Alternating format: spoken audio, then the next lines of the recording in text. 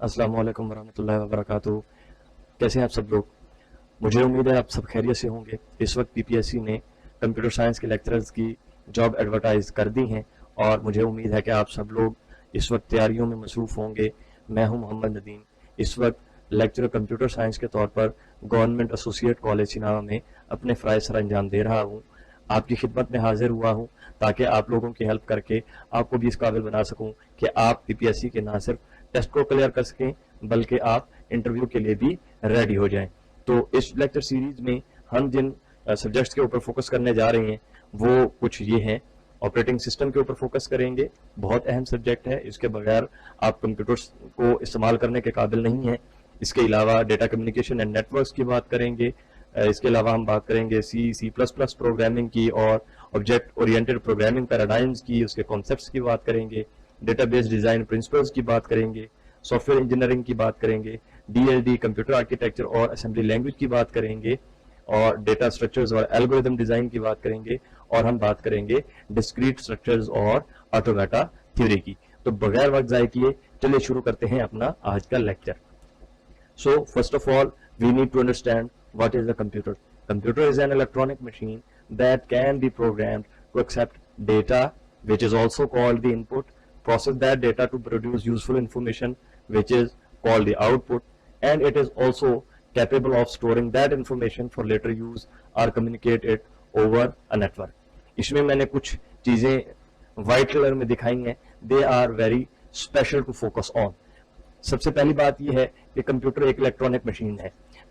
हमारे यहाँ दुनिया में बहुत सारी इलेक्ट्रॉनिक मशीन्स हैं जिनको कंप्यूटर नहीं कहा जाता, बिकॉज कंप्यूटर जो है ये एक ऐसी मशीन है जो कि जनरल पर्पस है, जिसकी फंक्शनैलिटी को प्रोग्राम किया जा सकता है, जिसके लिए हम इंस्ट्रक्शन दे सकते हैं कि वो डेटा को एक खास अंदाज में एक्सेप्ट करे और एक खास अंदाज में प्रोसेस करने के बाद उसकी आउटपुट जनरेट करे।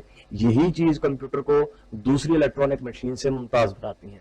फिर जब हम आउटपुट जनरेट करा लेते हैं तो लामहला बात है कि ये आउटपुट हमने सिर्फ उस वक्त इस्तेमाल नहीं करनी होती, बल्कि हमने इसको बाद में भी इस्तेमाल करना होता है। और ऐसा भी हो सकता है कि जो आउटपुट हमने जनरेट की है वो किसी दूसरे के लिए भी यूजफुल हो, तो हम उसको नेटवर्क के ऊपर भी कम्युनिकेट कर सकते हैं। तो इस लिहाज से कंप्यूटर के जो मेन कंपोनेंट्स हैं, हम जरा उनका ओवरव्यू ले लेते हैं कि कंप्यूटर के मेन कंपोनेंट्स कौन कौन से होते हैं। सबसे पहला कंपोनेंट है प्रोसेसर, दूसरा कंपोनेंट है मेन मेमोरी, तीसरा कंपोनेंट है आईओ मॉड्यूल्स और चौथा कंपोनेंट है बस सिस्टम। अगर आप टॉप लेवल पर देखें तो कंप्यूटर के अंदर एक प्रोसेसर होता है, मेन मेमोरी होती है और कुछ आईओ मॉड्यूल्स इसके साथ कनेक्टेड होते हैं। लेकिन ये जितने भी कंपोनेंट्स हैं कंप्यूटर के, इनकी आपस में कम्युनिकेशन के लिए कोई ना कोई तरीका चाहिए, जिसके लिए हमारे पास कंप्यूटर में बस सिस्टम मौजूद होता है। सो ये जो आपको स्ट्रक्चरल कंपोनेंट्स नजर आ रहे हैं कंप्यूटर के, ये बेसिकली 4 हैं। अब प्रोसेसर क्या है? प्रोसेसर जो है ये कंप्यूटर के तमाम ऑपरेशंस को कंट्रोल करता है और जितनी भी डेटा प्रोसेसिंग की फंक्शनैलिटी है वो प्रोसेसर में होती है। और जिन कंप्यूटर्स के अंदर सिर्फ एक प्रोसेसर मौजूद हो उनको हम अमूमी तौर पर उसको सीपीयू कहते हैं, और अगर ज्यादा हो तो हम उनको कोर्स वगैरह का नाम दे देते हैं। इसके बाद है जी मेन मेमोरी। मेन मेमोरी जो है ये डेटा और प्रोग्राम को स्टोर करने के लिए इस्तेमाल होती है। मेन मेमोरी एक्चुअली कंप्यूटर की वर्किंग स्पेस है। जितना भी डाटा प्रोसेस हो रहा होता है या प्रोसेस हो चुका होता है वो मेन मेमोरी में ही रिजाइड करता है। इसी वजह से मेन मेमोरी को रियल मेमोरी या प्राइमरी मेमोरी भी कहा जाता है। जो मेन मेमोरी होती है ये अमूमन वोलेटाइल होती है। वोलेटाइल होने का मतलब ये है कि जब पावर कट ऑफ हो जाएगी, पीसी शट डाउन हो जाएगा, हम अनप्लग कर देंगे या बिजली चली जाएगी, मेन मेमोरी को पावर नहीं मिलेगी, तो उस वक्त जो इसका कंटेंट होगा वो डिलीट हो जाएगा, वो इरेज हो जाएगा। जब आप दोबारा कंप्यूटर को स्टार्ट करेंगे तो उस वक्त जो कुछ आप पहले कर रहे थे मेमोरी के अंदर वो चीज मौजूद नहीं होगी। इसकी बनिस्बत कंप्यूटर के अंदर एक और टाइप ऑफ मेमोरी भी लगी होती है जिसको हम सेकेंडरी मेमोरी कहते हैं या सेकेंडरी स्टोरेज कहते हैं। ये नॉन वोलेटाइल मेमोरी होती है जिसका कंटेंट पावर के डिस्क कनेक्ट होने के बावजूद भी रिटेन रहता है। ठीक है जी। इसके बाद बात करते हैं आईओ मॉड्यूल्स की। ये कंप्यूटर को एक्सटर्नल एनवायरनमेंट के साथ जोड़ते हैं और कंप्यूटर तक डाटा की मूवमेंट को यकीनी बनाते हैं। मिसाल के तौर पर मैं कंप्यूटर को कोई कमांड देना चाहता हूं और मैंने अगर कमांड देनी है तो मैं किसी ना किसी इनपुट डिवाइस का इस्तेमाल करूं। कंप्यूटर से कोई डाटा रीड करना चाहता हूं तो मैं किसी ना किसी आउटपुट डिवाइस का इस्तेमाल करूंगा। तो कंप्यूटर अपने एक्सटर्नल एनवायरनमेंट के साथ जो कम्युनिकेशन करता है वो आईओ डिवाइसेस के जरिए से करता है। और इसके बाद है जी सिस्टम बस। ये कम्युनिकेशन पाथ है जो कंप्यूटर के प्रोसेसर को मेन मेमोरी और आईओ मॉड्यूल्स के साथ मिलाता है। आपके सामने एक बड़ी ही सिंप्लीफाइड किस्म की कंप्यूटर की तस्वीर, कंप्यूटर का एक मॉडल दिखाया गया है जिसमें एक अदद सीपीयू है और इसके अंदर कुछ हमारे रजिस्टर्स हैं, एक मेन मेमोरी है, एक सिस्टम बस है और हमारे आईओ मॉड्यूल है। जैसा कि मैंने पहले कहा कि मेमोरी कंप्यूटर की वर्किंग स्पेस है। जितना भी डाटा कंप्यूटर ने प्रोसेस करना है, हमारे सीपीयू ने प्रोसेस करना है, या जो डाटा सीपीयू प्रोसेस कर चुका है और उसको हमने कहीं पर स्टोर करना है, वो सारे का सारा डाटा मेन मेमोरी में रिजाइड करता है। ठीक हो गया। अब जब प्रोसेस जो है वो अपना फंक्शन परफॉर्म कर रहा होता है तो ये मेमोरी के साथ डाटा को एक्सचेंज करता है, यानी मेमोरी में डाटा स्टोर भी किया जाता है, मेमोरी से डाटा रीड भी किया जाता है।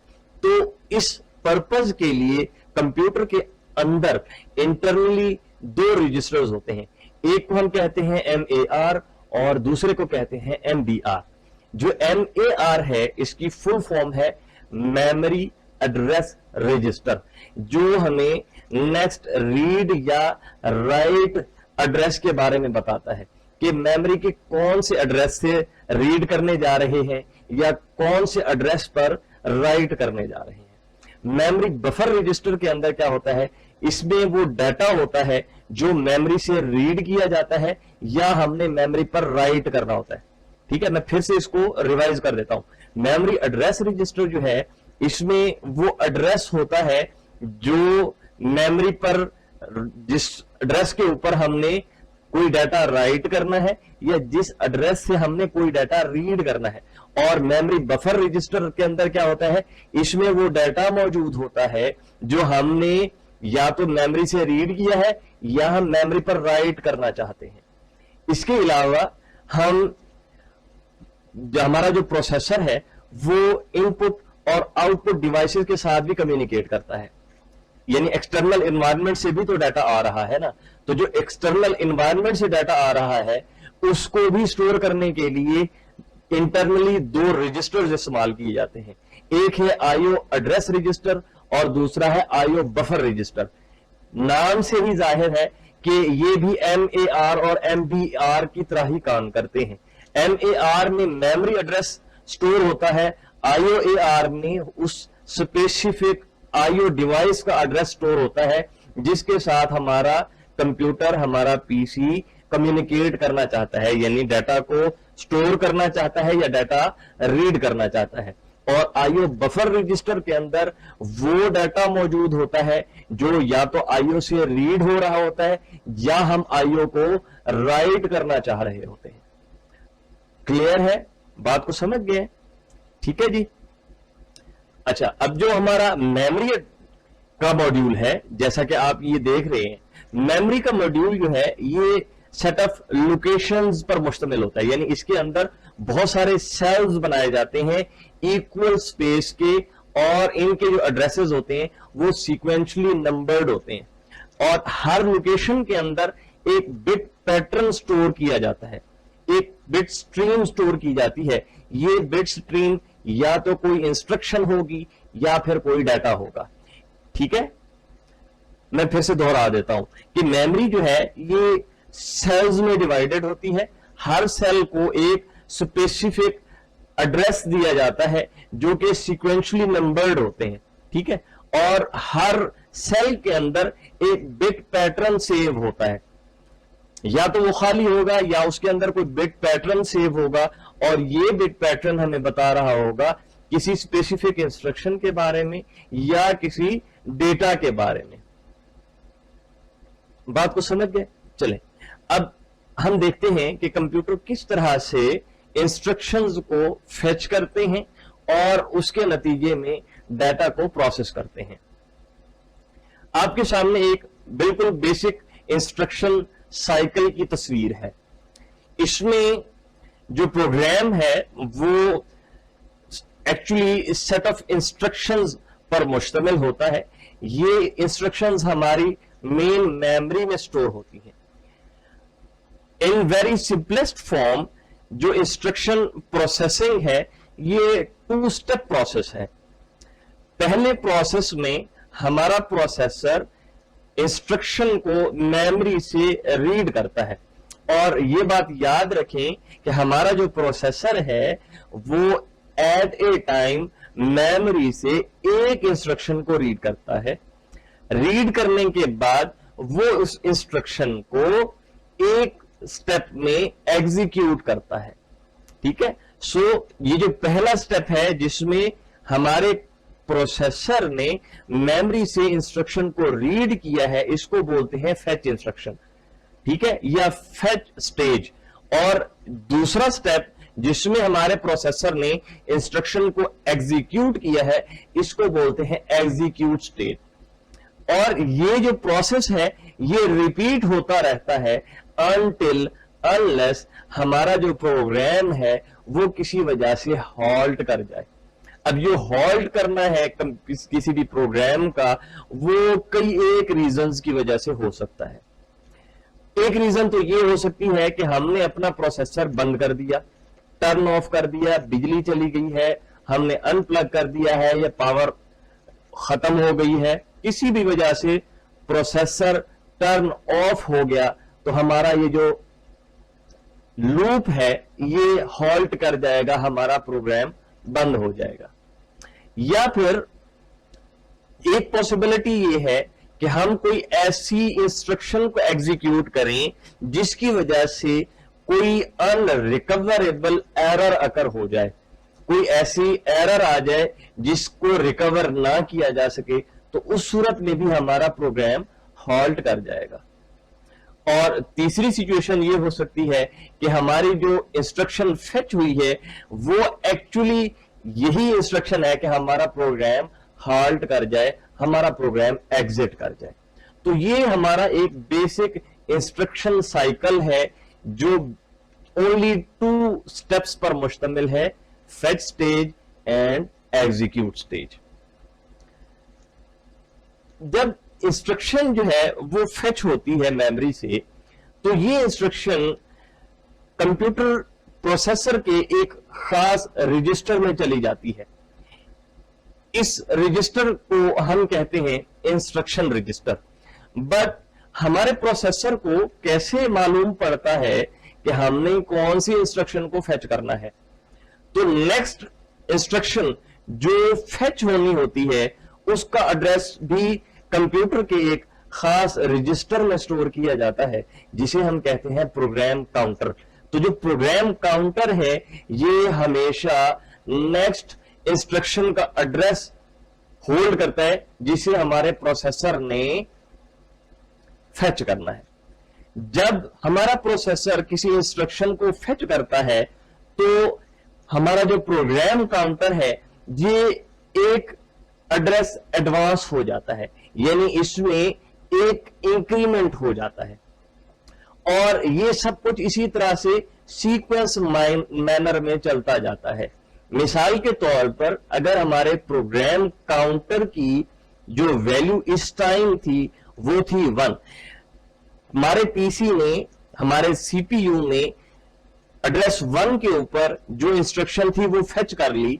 जैसे ही वो फेच करता है प्रोग्राम काउंटर की जो वैल्यू है वो 2 हो जाएगी। ठीक हो गया? तो इसी तरह से सीक्वेंशियली प्रोग्राम काउंटर क्या होता जाता है, इंक्रीमेंट करता जाता है अनटिल अनलेस हम कंप्यूटर के जरिए से उसको अदरवाइज इंस्ट्रक्ट करें कि कोई और एड्रेस उसके अंदर आ जाए। ठीक है? जब ये चीज हमारे पास फेच होकर हमारे कंप्यूटर प्रोसेसर में आ जाती है तो उस वक्त वो प्रोसेस होती है, प्रोसेस होने के बाद अगली इंस्ट्रक्शन आ जाती है, फिर इसी तरह से ये प्रोसेस चलता जाता है। ठीक है। सो अब जो इंस्ट्रक्शन है वो कंप्यूटर को किस तरह से पता चलता है कि ये जो मैंने चीज फेच की है ये कोई इंस्ट्रक्शन है या कोई डाटा है। तो हमारा जब कंप्यूटर किसी भी एड्रेस पर मौजूद कंटेंट को फेच करता है तो वो कंटेंट अमूमी तौर पर इस अंदाज में होता है, उसका एक स्पेशल ऑप कोड होता है या ऑपरेशनल कोड होता है और साथ में उसका कोई एड्रेस होता है। जो फेच्ड इंस्ट्रक्शन है वो इंस्ट्रक्शन रजिस्टर में लोड होती है और इसके अंदर जो बिट्स ऑप कोड की है, फॉर एग्जांपल आपके सामने जो एक मॉडल इंस्ट्रक्शन दिखाई गई है उसमें एड्रेस 0 से लेकर 3 तक यानी 4 बिट्स जो हैं ये हमारी ऑप कोड की हैं। इसमें प्रोसेसर को ये बताया गया है कि कौन सा स्पेसिफिक एक्शन आपने लेना है। प्रोसेसर इस इंस्ट्रक्शन को इंटरप्रेट करता है और जो इंस्ट्रक्शन में मौजूद ऑप कोड सजेस्ट कर रहा होता है वही रिक्वायर्ड एक्शन परफॉर्म कर देता है। जनरली ये एक्शंस 4 कैटेगरीज में फॉल करते हैं।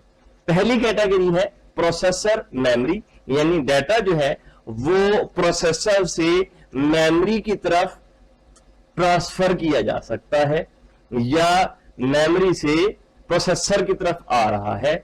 दूसरा है प्रोसेसर टू आईओ, यानी डाटा जो है वो प्रोसेसर से किसी आईओ डिवाइस की तरफ ट्रांसफर किया जाएगा या आईओ से प्रोसेसर की तरफ। ठीक है। तीसरी टाइप हो सकती है डेटा प्रोसेसिंग की कि हम उसके ऊपर कोई जो हमारे पास कंटेंट आया है उसके ऊपर हमने कोई अरिथमेटिक या लॉजिकल ऑपरेशन परफॉर्म करना है, या फिर जो इंस्ट्रक्शन है वो हमें ये बता सकती है कि हमने जो एग्जीक्यूशन का नॉर्मल फ्लो है, जो नॉर्मल एग्जीक्यूशन है उसको तब्दील करना है। इस तरह के इंस्ट्रक्शन को हम कहते हैं कंट्रोल इंस्ट्रक्शन। इस चीज को बेहतर समझने के लिए आइए हम एक सिंप्लीफाइड कंप्यूटर मॉडल के ऊपर गौर करते हैं। आपके सामने ये एक बड़ा सिंप्लीफाइड किस्म का कंप्यूटर मॉडल है जिसमें सीपीयू है और उसके 2 पार्ट्स हैं। हम इनके बारे में बाद में डिटेल से पढ़ेंगे। इसके टोटल 3 रजिस्टर्स हैं, एक प्रोग्राम काउंटर, एक इंस्ट्रक्शन रजिस्टर और एक सिंगल डेटा रजिस्टर है जिसका नाम है अक्यूमुलेटर रजिस्टर और शॉर्ट में हम इसको कह रहे हैं एसी।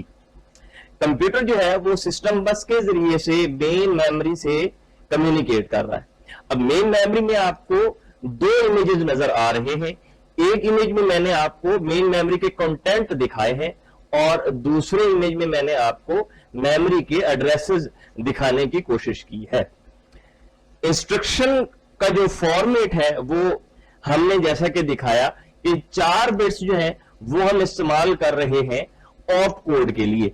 इसका मतलब है कि हम एक 16 डिफरेंट ऑप कोड बना सकते हैं इससे। ठीक है। ये किस तरह से हमने बनाया, ये हमने एक्चुअली बनाया है 2 raised to power 4। So 2 raised to power 4 is equal to 16। तो 16 ऑप कोड जो है वो इससे पॉसिबल हैं। और जो बाकी बिट्स बचती हैं यानी टोटल 16 बिट्स हैं, तो जो बाकी 12 बिट्स हैं ये हमें मेमोरी के अंदर जो डाटा हम स्टोर करना चाह रहे हैं उसके लिए अवेलेबल है।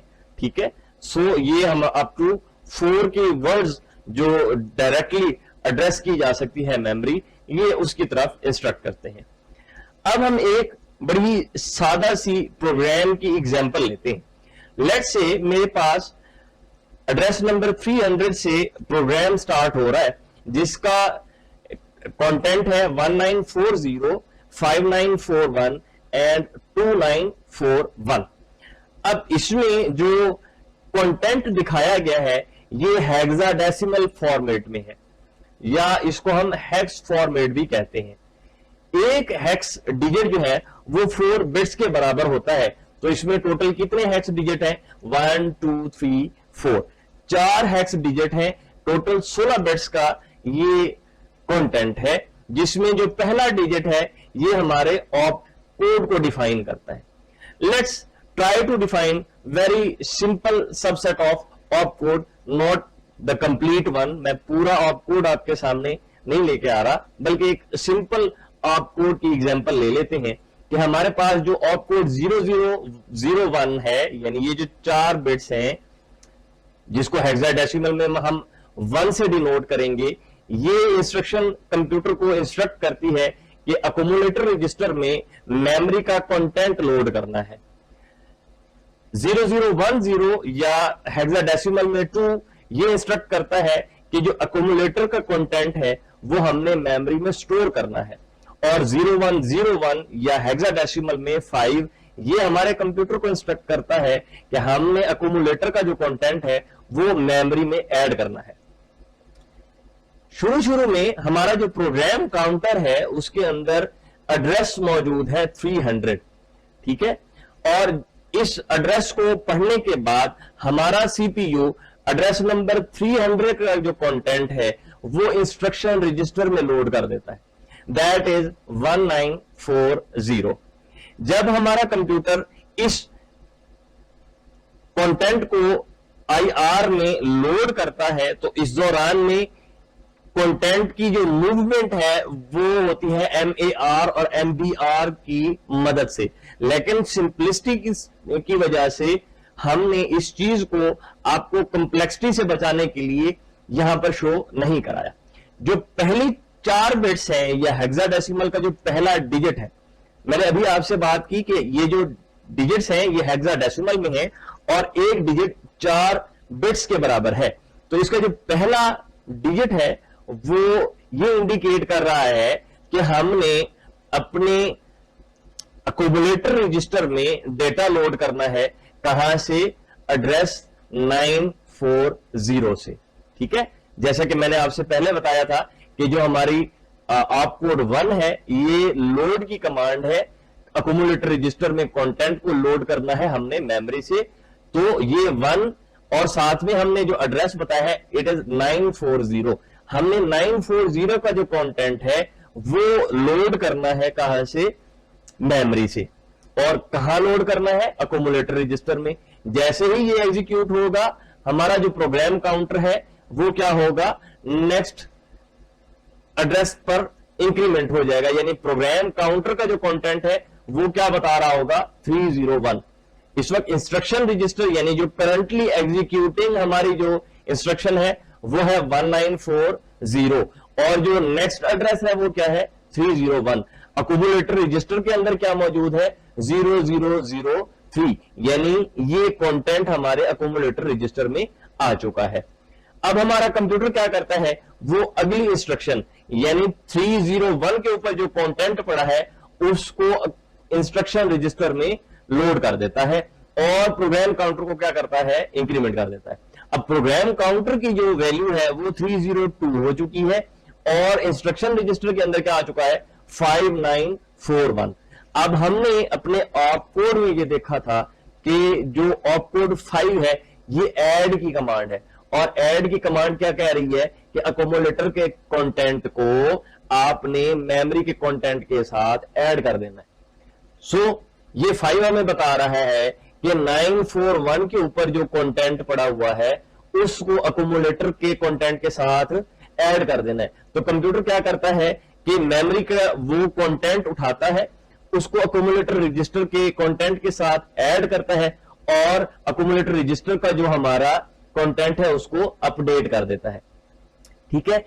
ये इंस्ट्रक्शन जब एग्जीक्यूट हो जाती है और हमारा कंप्यूटर जो है वो 302 को फेच करता है तो हमारा जो प्रोग्राम काउंटर की वैल्यू है वो 303 हो जाती है। 302 के ऊपर जो हमारे पास इंस्ट्रक्शन है वो ये सजेस्ट कर रही है 2941। 2941 इसमें जो ऑप कोड 2 है वो ये सजेस्ट कर रहा है कि अकोमुलेटर रजिस्टर के अंदर जो कंटेंट पड़ा हुआ है इसको आपने मेमोरी के एड्रेस नंबर 941 पर राइट कर देना है। तो हमारा कंप्यूटर क्या करता है कि एक्यूमुलेटर रजिस्टर के इस कंटेंट को राइट कर देता है कहां पे, 941 एड्रेस के ऊपर। प्रोग्राम काउंटर का जो हमारा एड्रेस है वो 303 है। इंस्ट्रक्शन रजिस्टर वो हमारे करंट जो एग्जीक्यूटिंग के ऊपर है, और एक्यूमुलेटर रजिस्टर का जो कंटेंट है वो 0005 है, और मेन मेमोरी के एड्रेस 941 का जो कंटेंट है वो भी क्या हो चुका है, 0005। ये एक बिल्कुल सादा सी इंस्ट्रक्शन हमने आपको दिखाई, एक सादा सा प्रोग्राम हमने आपको दिखाया जिसमें 3 फेच स्टेजेस हैं और 3 ही एग्जीक्यूट स्टेजेस हैं। ये जो सिंपल एग्जांपल है ये बहुत ही सादा से इंस्ट्रक्शन सेट के ऊपर मुश्तमिल है, लेकिन जो हमारे मॉडर्न प्रोसेसर्स हैं उनके अंदर बहुत सी कॉम्प्लेक्स किस्म की इंस्ट्रक्शंस भी मौजूद हैं, जिनमें एक से ज्यादा एड्रेसेस को हम कैरी कर सकते हैं, और इन एड्रेसेस पर जो कंटेंट मौजूद होता है उनको प्रोसेस किया जा सकता है। और हमारे जो सीपीयूज हैं उनके अंदर लामहला तौर पर बहुत सारे जनरल पर्पस रजिस्टर्स भी होते हैं जो हमारे इन ऑपरेशंस को सपोर्ट करते हैं। सो जो हमारी एक पर्टिकुलर इंस्ट्रक्शन जो है वो एग्जीक्यूट होती है, तो ऐसा हो सकता है कि उसके अंदर एक से ज्यादा मेमोरी एड्रेसेस भी मौजूद हो, एक से ज्यादा मेमोरी रेफरेंसेस भी मौजूद हो, या ये भी हो सकता है कि जो हमारी इंस्ट्रक्शन है वो किसी आईओ की इंस्ट्रक्शन को स्पेसिफाई कर रही हो।